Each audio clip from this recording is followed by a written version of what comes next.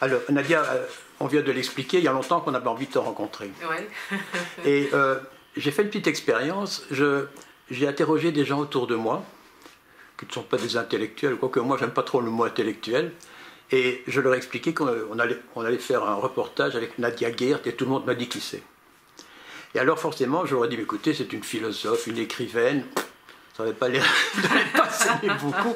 Mais quand je leur ai dit qu'elle faisait les débats à la RTB sur des sujets d'actualité et que c'était celle qui avait les cheveux rasés, tout le monde a su qui c'était. Ah oui, ça c'est marrant ça, oui. Alors, si je te dis que certains te considèrent comme la Forest belge, qu'est-ce que c'est? Ah, pour moi, c'est un très beau compliment en fait. Et c'est très amusant parce qu'en fait, ceux qui me considèrent ou qui me disent, ça m'arrive, hein, que des gens me disent ah oui, pour moi, vous êtes la Caroline Forest belge. C'est parfois dans leur tête un compliment, mais parfois c'est aussi une insulte. Oui, enfin bon, peu importe. On vit tous avec des caricatures. Hein. Oui. Mais alors, tu es libéral, laïque, bien sûr. Oui, bien sûr. Est-ce que tu es franc-maçonne? Ah, ça, je trouve que c'est une question tout à fait personnelle. Je trouve que ça, c'est vraiment du domaine de l'intime, mais je vois pas très bien d'ailleurs en quoi ça peut influencer. Ni pour ni contre. Hein. Moi, c'est des choses qui m'intéressent. Disons, tous ces mouvements d'idées qui s'intéressent au progrès humain sont des choses qui m'intéressent.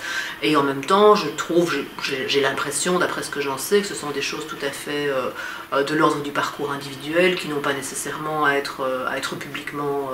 Parce qu'il y en a qui l'affirment. Hein. Oui, c'est vrai, mais je pense que ça doit rester un choix aussi. Moi, je trouve, voilà, c'est très bien qu'il y ait des gens qui disent j'en suis, c'est très bien qu'il y ait des gens qui disent j'en suis pas, et c'est très bien qu'il y ait des gens qui disent ça regarde que moi. Voilà, liberté là aussi. Ok, parfait. Tu es une laïque, hein. Ça c'est le moins qu'on puisse dire, à fond.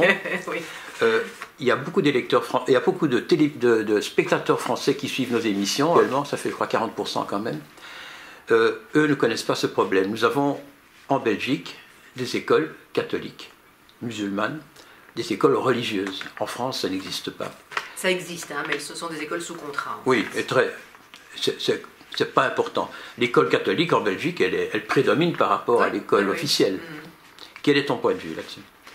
Je crois que je dois faire un détour par l'histoire pour dire ce que j'en pense.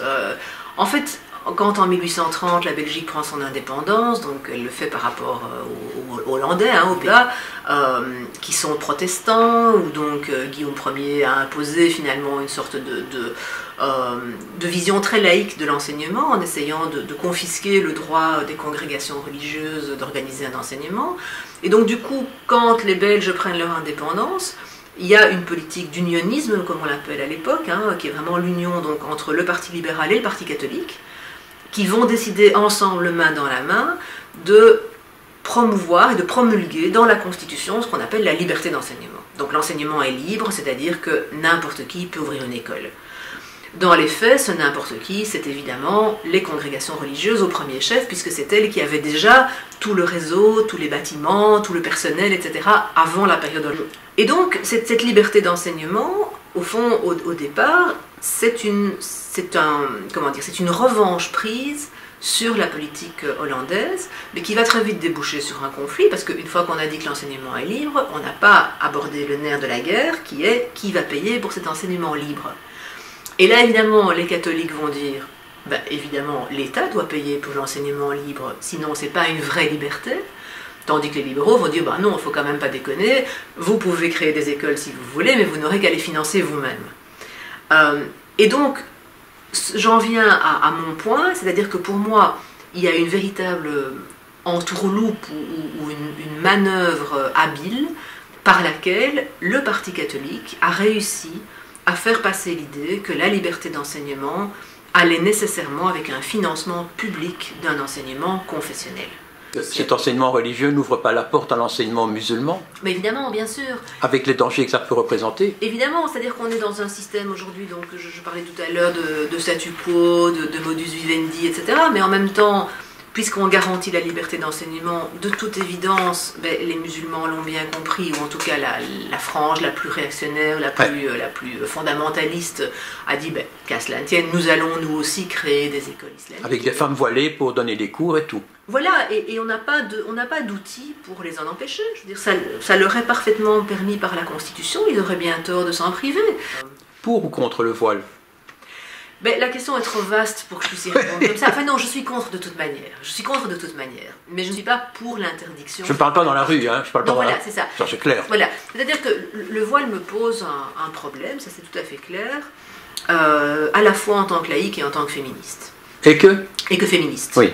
Donc, en tant que laïque, il me pose problème au sens où j'estime que dans certaines fonctions, on n'a pas à imposer la vision, enfin, à communiquer aux autres ses convictions, qu'elles soient d'ailleurs politiques ou religieuses. Pas d'ostentation. Pas d'ostentation, ni même de manifestation. Parce que l'ostentation, c'est... Enfin, où commence l'ostentation? Est-ce que si je porte un petit crucifix comme ça, c'est de l'ostentation? Pour moi, pas de signe religieux. Si je suis fonctionnaire au guichet d'une administration communale, si je travaille dans une administration publique, si je suis enseignant, je n'ai pas à montrer aux usagers du service quelles sont mes convictions politiques ou religieuses. C'est aussi simple que ça. Pas nécessaire? Mais non seulement ça n'est pas nécessaire, mais c'est nécessaire que je ne les montre pas. Parce que c'est comme ça que je garantis la véritable neutralité du service. En fait, quand je t'écoute, je pense que tu serais beaucoup mieux en France qu'en Belgique. Ah mais oui, ça c'est clair. Sauf que moi, j'ai pas envie de changer de pays, j'ai envie que la Belgique change pour devenir plus semblable à la France. Oui, d'accord. Mais voilà, c'était une question... Oui, mais c'est vrai, je suis une laïque à la française, comme on dit souvent. Ce qui, moi, m'énerve, parce que pour moi, il n'y a pas de laïcité à la française, il y a la laïcité, et puis il y a ce qui n'est pas la laïcité, voilà. Mais donc, pour revenir à la question du voile, ben oui, le voile me gêne dans certaines fonctions, comme je viens de l'expliquer. Et le voile me gêne aussi d'un point de vue sociétal, au sens où c'est quand même une tentative de mainmise sur le corps des femmes. Voilà, là on arrive à la féministe. Hein. Bah évidemment, bah oui, elle est jamais loin. Hein. C'est surtout toi qui es connue comme féministe, oui. Caroline Fourès belge. Est-ce qu'on va pas trop loin? Quand? Dans le féminisme. Et je pense notamment aux affaires Weinstein, DSK, où aux États-Unis on dit parfois, et je ne sais pas si c'est vrai d'ailleurs, qu'il ne faut jamais se trouver seul avec une femme dans un ascenseur parce qu'elle peut porter plainte après et que on risque vraiment très gros. Est-ce qu'on peut arriver à ce genre de choses en Europe? Moi je pense qu'il y aura toujours des femmes qui dès qu'un type les regarde en disant « Ah, vous avez de beaux yeux », se sentent menacées. Je pense qu'un homme, s'il rentre d'une soirée avec des amis à 3h du matin, il ne se demande pas, tiens, est-ce que je vais prendre cette rue-là ou telle autre? Est-ce que je n'attendrai pas que mon copain s'en aille aussi, comme ça on est deux pour aller jusqu'au métro? Est-ce que j'aurais pas mieux fait de mettre un pantalon noir plutôt qu'un blanc? C'est des questions qui ne viennent pas à l'esprit des hommes. Ce qui ne veut pas dire qu'un homme n'est jamais agressé.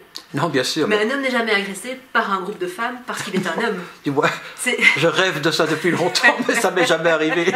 Je te souhaite que ça t'arrive, comme ça tu en rêveras peut-être un peu moins. Mais c'est ça, je crois, qui mérite d'être exprimé et qui devait à un moment donné être exprimé. Moi, je suis pas du tout une puritaine et je trouve que mai 68 c'était formidable. J'ai rien contre le fait qu'on ait des relations sexuelles hors mariage, à 2, à 3, à 4, à 15, du même sexe, de l'autre sexe, etc. Enfin, tout ça, ok, aucun problème. Mais dans le respect mutuel. Maintenant, la dernière question, parce qu'on pourrait continuer indéfiniment. Oui. Hein, mais moi, je trouve ça passionnant. Hein, passionnant. La dernière question, est-ce qu'on peut rire de tout? Alors... Moi, je crois qu'idéalement, oui, on doit pouvoir rire de tout.